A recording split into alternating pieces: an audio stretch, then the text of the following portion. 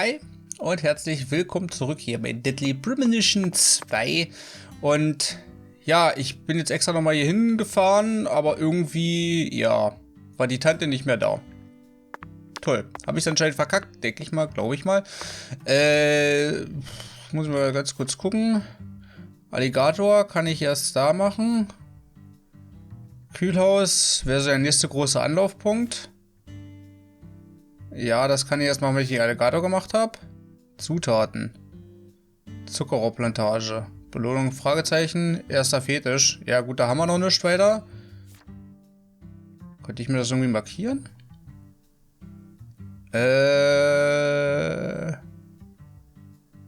Okay, Reis. Zuckerrohrplantage.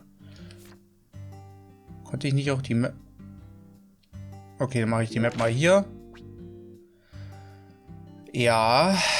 Ja, das wissen wir. Wo zum Geier ist denn die Zuckerrohrplantage? Evangelische. Ist das hier manchmal? Ich meine, hier müssen wir sowieso, glaube ich, hin. Oats Nest. Hatten wir, glaube ich, auch irgendwas. Ist das hier die Zuckerrohrplantage? Nee. Aber da müssen wir wahrscheinlich auch noch hin, oder? Ich bin mir halt gar nicht sicher. Aber das sieht halt eher so aus, als ob.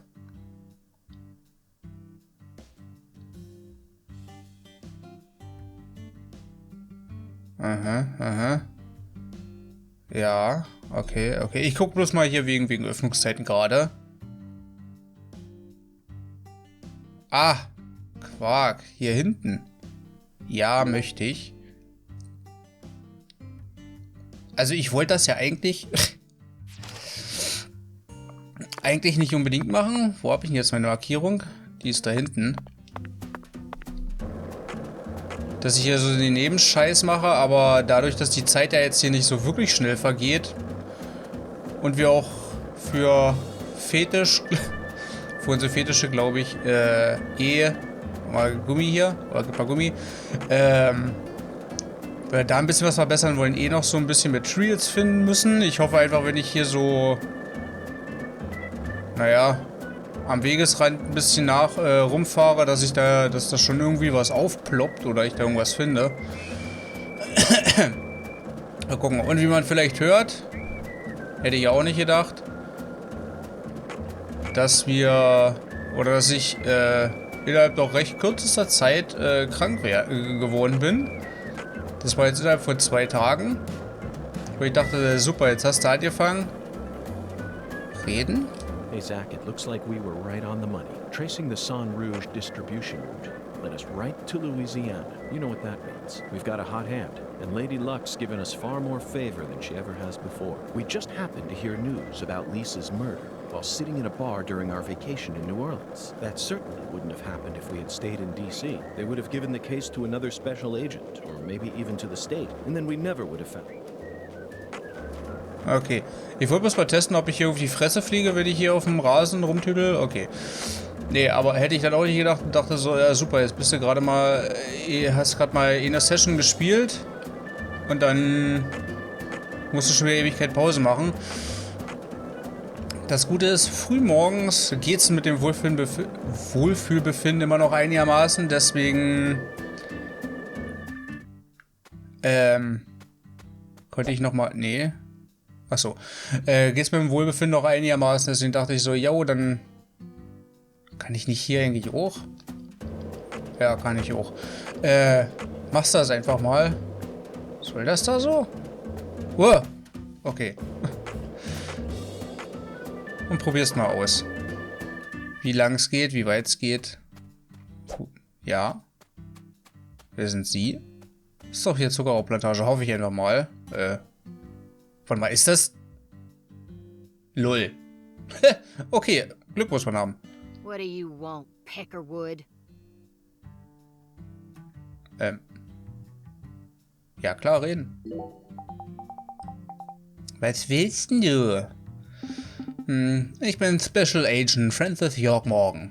Oder nennen Sie mich York, so wie das jeder macht. Ich habe dich gefragt, was du willst, nicht wer du bist. Und überhaupt bin ich beschäftigt, also verpiss dich. Beschäftigt? Darf ich fragen, womit? Es ist weg. Was ist weg?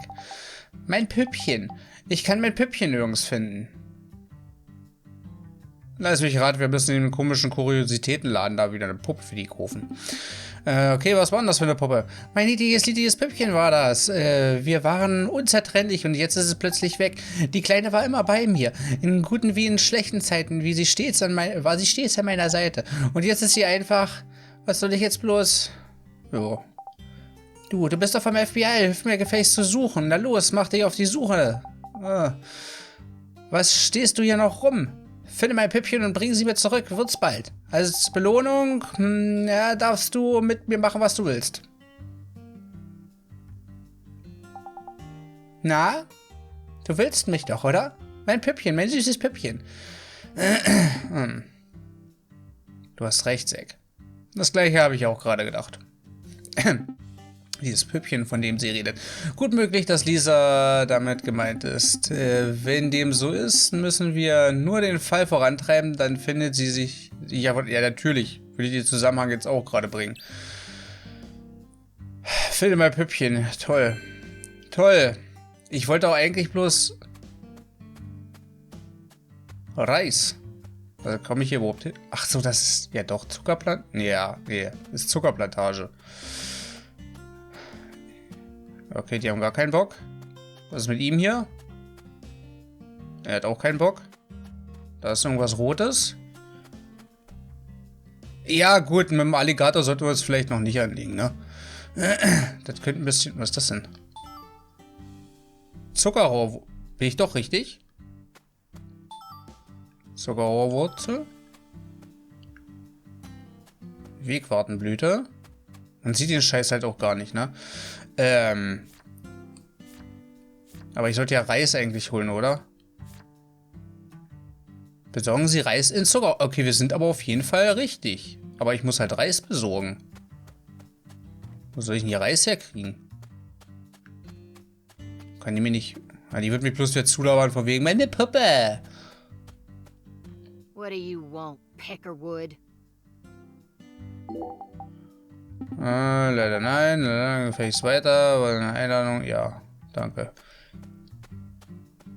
Wo soll ich denn hier Reis herkriegen, Mann? Was ist mit ihm? Oh, warte mal. Alter Teller. Toll.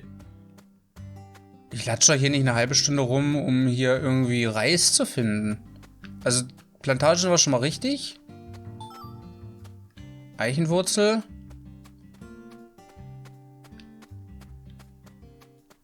Keine Ahnung, was das Schwarze da ist. Eigentlich wollte ich ja dem Fall nachgehen, ne?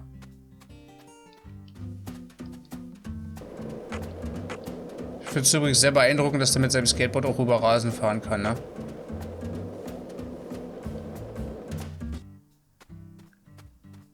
Toll.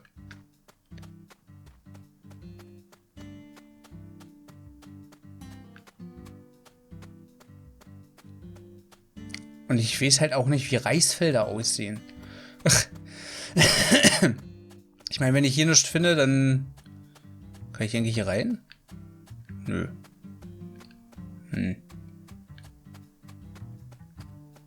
Ich weiß nicht, ob ich da privat mal durchgucken werde und dann hier rumlatschen, aber fürs LP ist schon ein bisschen... Naja. Das mit Püppchen können wir anscheinend erst wesentlich später machen. Wenn wir dann soweit sind. Halt. Zuckerrohrwurzel. Ja, ich weiß nicht, ob das vielleicht für einen Fetisch irgendwann gut ist, wenn wir den ganzen Shit sammeln. Aber hier ist ja halt nichts weiter.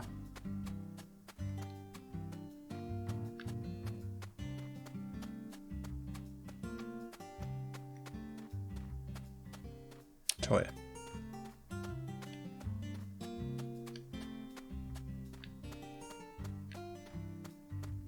Naja, okay, mit dem Wolf vielleicht nicht anlegen, wenn das ein Wolf ist.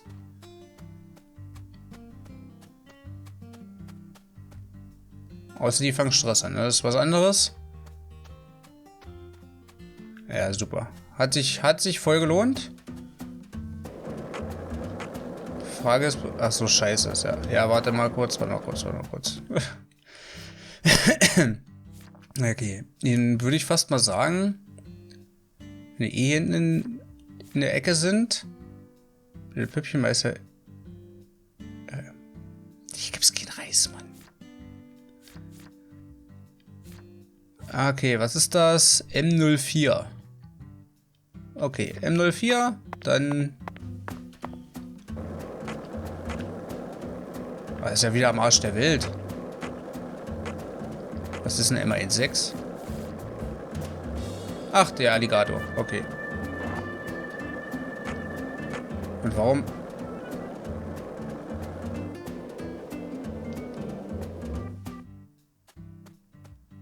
Ach, lol. Ja, gut, das... Tun die mir eigentlich was? Ja. Gut, der hat mich zwar nicht bekommen, aber egal. Scheiß Zuckerrohrplantage. Ist doch wahr. Hä? Ist So, nur... what do you think of him? Yes, I'm talking about him. Unga, is the skeletal gentleman friend or foe? Or does he merely exist outside the realms of either? Still too early to tell. But it's clear that he'll be the key to uncovering this case's mysteries. That's what my soul tells me. By the way, Zach, Hungan feels very familiar to me. You might even say he reminds me of someone. Yes, I think I see the connection now. A cheerful, wise, yet also mysterious African-American who appeared in a variety of different films. My mind must be overlapping him with the skeletal gentleman. Do you remember his name? Ah, yes, that's it. Scatman Crothers. In 1980, he played Dick Halloran in The Shining, and in 1983, he was in The Twilight Zone. He played the man who invited all those elderly folks into a strange new world. I knew it, Zach. There's definitely a connection here, but he's a bit too old. Scatman's more of a sage character. Our skeletal gentleman is a little younger, isn't he? Yes. They have different body types, but what about Forrest Whitaker? He made his debut in 1982 in Fast Times at Ridgemont High. Then he was in Platoon and The Color of Money, both released in 1986.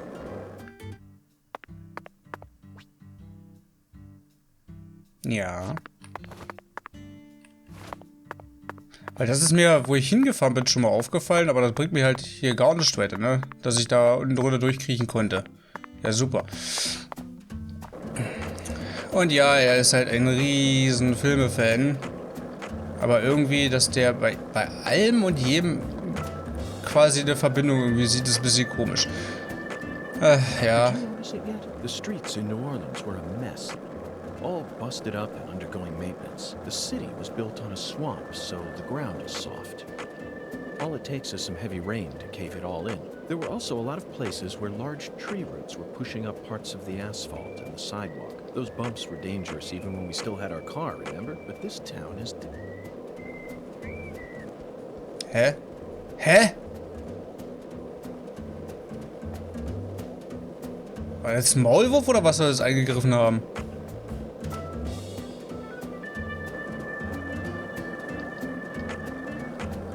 Okay, scheiß mal was drauf, wir sind gleich da. Und ist ja, ey, komm, bloß eine Viertelstunde verschwendet.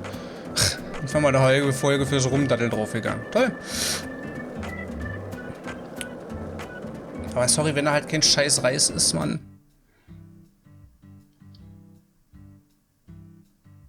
Toll.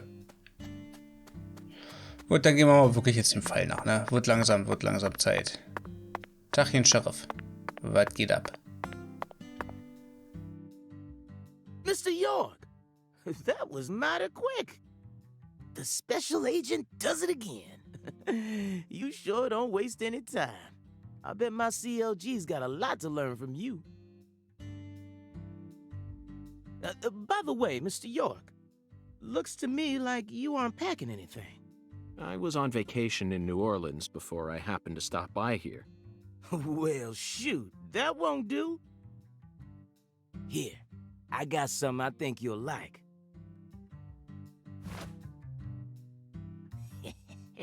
I call him Mr. Alligator. Badass, ain't he? It's a tranquilizer gun for the gators.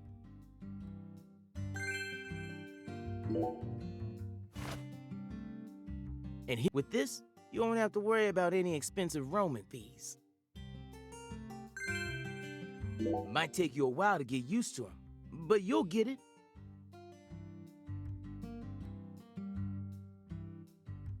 Try letting them rip a few times. Ain't no need to hold back out here.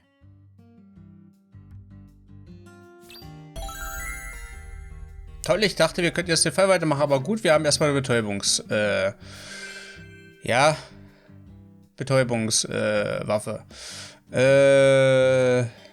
Ja, okay. Warte mal, ist das... Junge.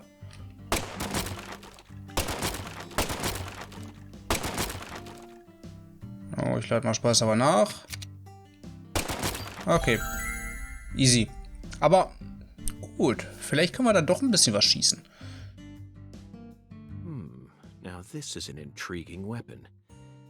For a tranquilizer gun, it really packs a punch. But I'm afraid I'll decline. After all, this town is peaceful, isn't it? Well, sure is peaceful. At least the humans are. But the animals? Are a different story. Remember what I named it? There are some real mean-ass gators out there in the swamps. And every now and then, they wander into town. One of them even went and ate a kid once. It happened a long time ago, but still. One chomp's all it takes. They swallow down every last bit of you. Poor kid's parents didn't even know what to put in his coffin. The worst part is, that taught the gators just how tasty we humans are. So man-eating crocodiles will feast tonight. In Blood Swamp! You know he's fibbing, right? Gators don't attack folks. I never heard about no kid getting swallowed by a gator. Actually, Patricia, you're wrong. I'm what?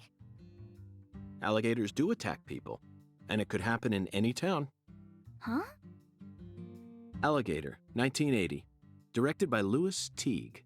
It takes place in the Midwest, I believe. A teenage girl's pet alligator gets flushed down the toilet. Then, in the sewer, it feeds on the corpses of dogs that were used as test subjects for an experimental growth formula. After growing over 30 feet, it finally starts to go after humans. It's an extremely edifying movie. Back when I first saw it, I had a pet hamster. Hey, Agent York.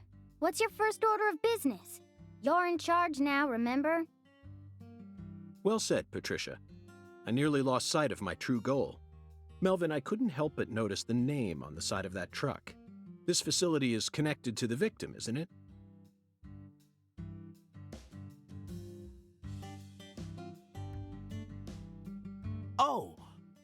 Oh, right. Yeah. I reckon I better start from there. I'm gonna tell it to you straight right from the beginning, Mr. York. As you guessed, this warehouse is run by the Clarksons. The victim's father, Danny Clarkson, is the one who manages the whole place. Okay, but why did he choose to store her body in his own warehouse, right? Well, that's because there ain't no other place to store it. Our town has a clinic inside a church, but no morgue.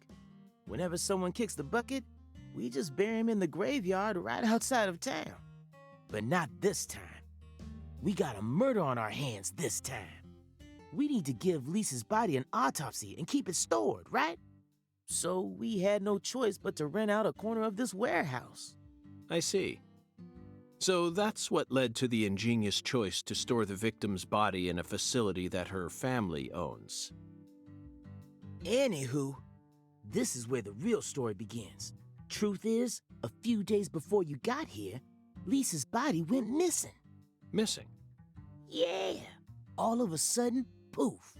Did you leave the warehouse unlocked? I most certainly did not. I locked the whole place up and made sure no one could get inside. No one stole the original key, and I couldn't find any fingerprints at the scene.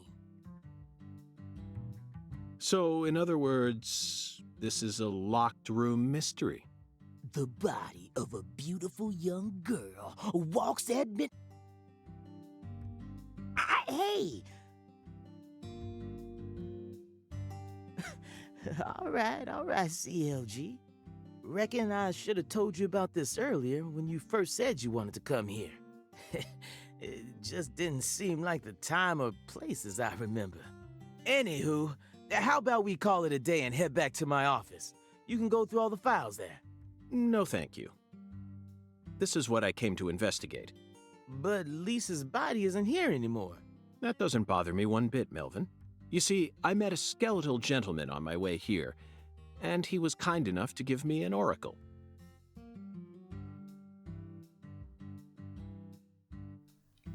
Ja, super.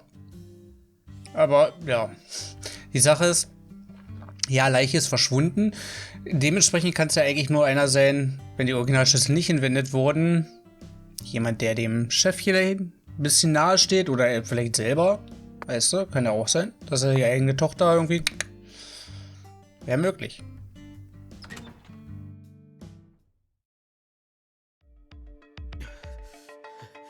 You holding up okay, CLG? Sure you don't want to wait outside?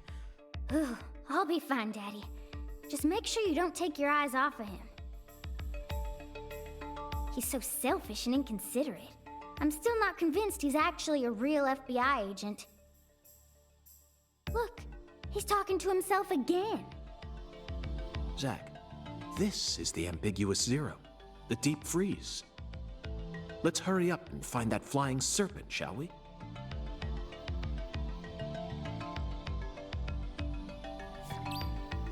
Stimmt. Machen sie sich aus dem... Ja. Die komische Schlange. Was aber lustig ist, wo sind sie jetzt? Erstens, wir hören dich.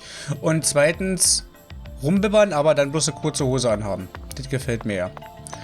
Ja, will ich nicht kaufen. Das ist mein Koffer. Na gut, wir... Nein. Kann ich mit den Angestellten eigentlich auch sprechen? Nö, wa?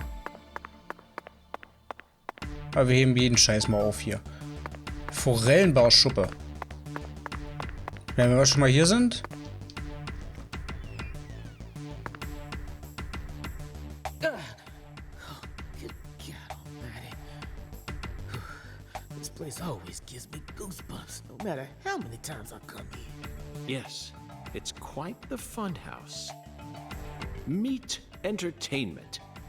That's the only way to describe it. Woven together by life, frozen in time, a visceral Symphony. We eat all this in order to survive. Yes, truly a symphony. Life and death resonating together. Yeah, it's really cool. Cool. Whoa now, CLG. Since when were you interested in this kind of stuff? What are you so surprised for, Daddy? I'm more mature than you are. I've seen way more realistic corpses on CSI, you know. Oh, man.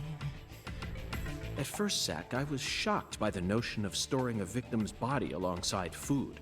But as I gaze upon this hanging garden, I realize it's just another scene of violent, depraved murder. Yes. All we need to do is change our point of view, and things will expose themselves in utterly new ways. Wow. Ist für mich jetzt nicht gerade so schwierig. Ich meine, ich arbeite mehr oder weniger im Beruf, also ich bin jetzt kein richtiger Fleischer in der Zerlegung oder so, aber ich verkaufe das Zeug halt, deswegen bildtechnisch kenne ich das schon her, auch wie es in Real Life aussieht. Ja. Ich will bloß mal ganz kurz gucken, ob wir hier vielleicht doch in den, ich wollte gerade sagen, in den Ecken irgendwas haben. Aber warum sind hier Fischschuppen drinne? Wenn das eindeutig... weiß nicht, ob das jetzt Schwein oder Rind ist, jetzt von beiden. Müsste eigentlich Schwein sein. Komme ich hier eigentlich auch mal ein bisschen weiter rein, wo die hier stehen? Hier ist zwar eine Türe, aber das bringt mir nichts, ne? Na gut, gehen wir mal. Gehen wir weiter hinter. Wir wollen ja auch bestimmt... Wegprämie. 5 Meilen und ich krieg $50, weil ich rumgelaufen bin. Okay. Muss ich mir vielleicht gar nicht mal so Gedanken machen. Halt, warte mal. Kann ich in die Tür rein? Also zwecks Kohle. Okay. Anscheinend kommen wir an die nicht rein. Ja, dann gehen wir mal weiter. Melvin, I'd like to take this opportunity to ask you a personal question. In the hotel parking lot, when I first met you, the picture you had on your dashboard happened to catch my eye. Was that your wife? Oh, her? Yeah, that's my lady, all right. Candy. Her name's Candy. The prettiest girl in town, which makes me the happiest boy. A shooting star landed in a rural town, right on top of a man who now has a meteor struck hard. You always keep her photo with you? You bet I do. Candy's a little sick right now. She can't even leave the house no more. So I always keep her photograph with me. Kinda feels like we're always together, you know? I see. You care for your wife a great deal. But this means that... Yeah, that's right. My mama had me before she married Daddy. But it don't matter. He's still my real daddy to me. Oh, thank you, CLG. And you're my pride and joy. Well, Zach, isn't this a heartwarming scene? But there's one thing I just can't get out of my mind. Don't you think that photograph looked a bit too old? Perhaps Candy is already... No, let's not think about that. It might be a private matter, just like you, Zach.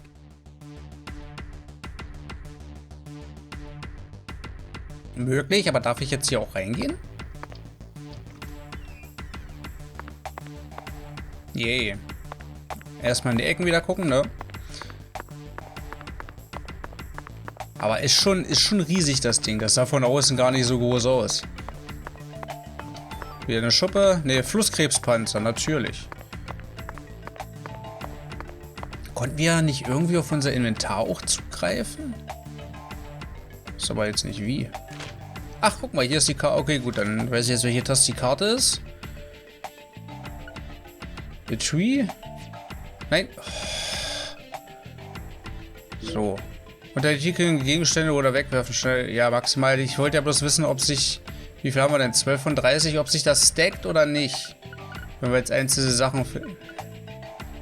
Hä, wo sind denn... Ah, lol, das zählt gar nicht dazu?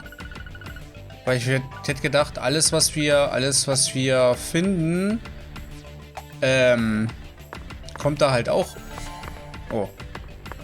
Obwohl.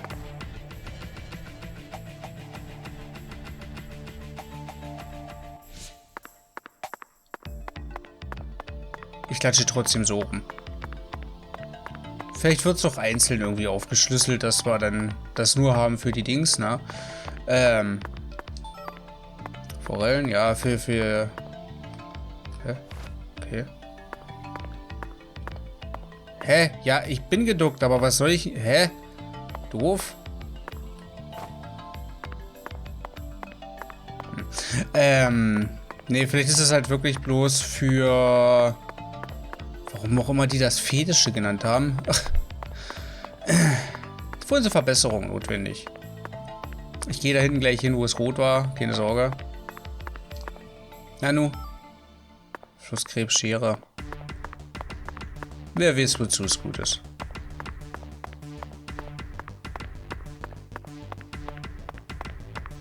Dachchen, haben sie hier noch irgendwie Zeug rumliegen? Nee.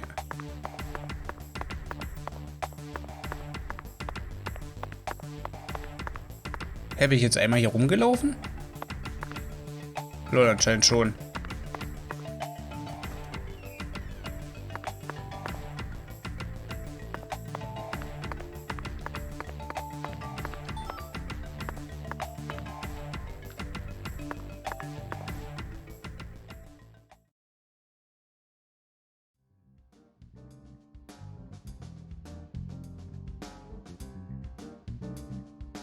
Here we are, Zach. The morgue. They stored the victim's body in a cold storage warehouse operated by her family. I'd love to shake the hand of whoever came up with that one. Hey, Agent York. Did you just come here to laugh at rural officers who are doing the best they can? We don't have any special facilities like you people. What else did you expect us to do, huh? Don't compare us with city folk. This is Le Carre. Or maybe you're just disappointed that you didn't get to see the bloated, decomposing corpse of a young girl. Sorry, you're right. I went a bit too far just now. But don't misunderstand. I honestly think it's a fantastic idea. I'd never try and bully your daddy. Better not. Thank you for understanding.